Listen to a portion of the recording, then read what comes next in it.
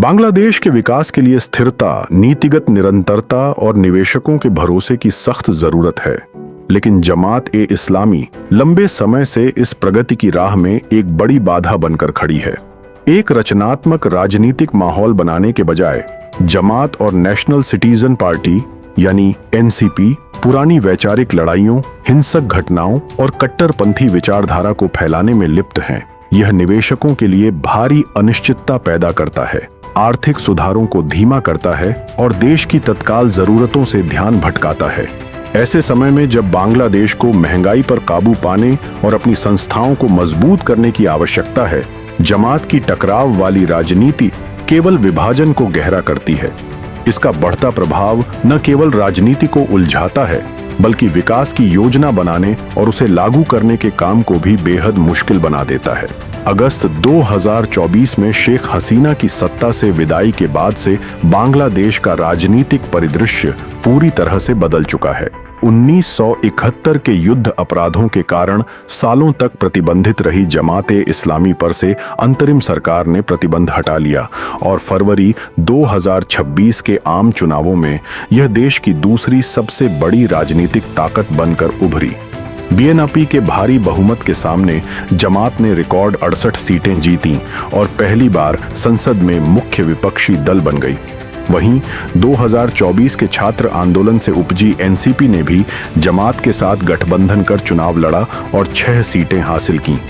जमात का नेतृत्व अब विपक्ष के नेता अमीर शफीकुर रहमान कर रहे हैं, जबकि एनसीपी में नाहिद इस्लाम और हसनात अब्दुल्ला जैसे युवा नेता शामिल हैं। हालांकि एनसीपी का जमात के साथ जाने का फैसला खुद उनकी अपनी पार्टी के भीतर गहरे विवाद का कारण बना है। जमात के साथ सबसे बड़ी समस्या उसका 1971 के मुक्ति संग्राम का अनसुलझा और खौफनाक इतिहास है। इस संगठन ने बांग्लादेश की आजादी का विरोध किया था और पाकिस्तानी सेना का साथ दिया था।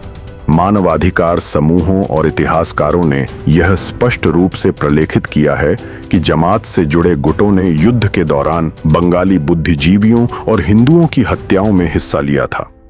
अंतर्राष्ट्रीय अपराध न्यायाधिकरण द्वारा दोषी ठहराए जाने के बावजूद जमात ने आज तक अपनी इस भूमिका के लिए कोई औपचारिक माफी नहीं मांगी है। यह पीड़ितों के परिवारों और धर्मनिरपेक्ष समाज के लिए एक गहरा घाव है, जो इतनी संसदीय सीटें जीतने के बाद भी इस पार्टी के इरादों पर संदेह पैदा करता है। आज के समय में जमात और एनसीपी समर्थकों द्वारा जिहादी झंडों और चरमपंथी प्रतीकों के बड़े पैमाने पर उत्पादन ने एक बेहद खतरनाक और लाभदायक इकोसिस्टम को जन्म दिया है। आतंकवाद का यह व्यवसायीकरण दर्शाता है कि कट्टरपंथ अब केवल हाशिए पर नहीं है, बल्कि एक संगठित आपूर्ति श्रृंखला बन चुका है जो समाज में गहरी जड़ें जमा रहा है।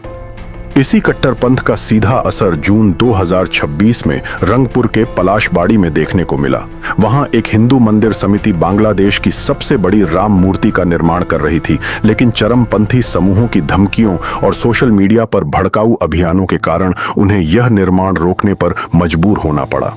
यह कोई सरकारी आदेश नहीं था, बल्कि भीड़ की हिंसा और डराने धमकाने की राजनीति का परिणाम था, जिसने एक अल्पसंख्यक समुदाय की आवाज और उनकी धार्मिक स्वतंत्रता को दबा दिया। जमात और एनसीपी की यह दबाव वाली राजनीति केवल समाज को ही नहीं, बल्कि बीएनपी सरकार के जुलाई चार्टर एजेंडे को भी खतरे में डाल रही है। इनका उग्र रवैया राष्ट्रीय सुधारों को एक बार फिर टकराव और आंदोलन के चक्र में धकेल सकता है। इसका एक बड़ा उदाहरण इस्लामी बैंक को लेकर चल रहा मौजूदा विवाद है। देश के सबसे बड़े निजी बैंक पर नियंत्रण को लेकर सत्ताधारी बीएनपी और विपक्षी जमात के बीच तीखी नोकझोंक हो रही है। जमात ने बैंक को अपने नियंत्रण में लेने के लिए सड़कों पर उतरने की धमकी दी, जिसके जवाब में गृह मंत्री ने स्पष्ट किया कि इस्लामी बैंक इस्लाम नहीं है और जमात इस्लाम नहीं है। इस विवाद के कारण महज एक हफ्ते में बैंक से 4000 करोड़ टका से अधिक की निकासी हो गई, जो सीधे तौर पर देश की अर्थव्यवस्था के लिए एक बड़ा झटका है।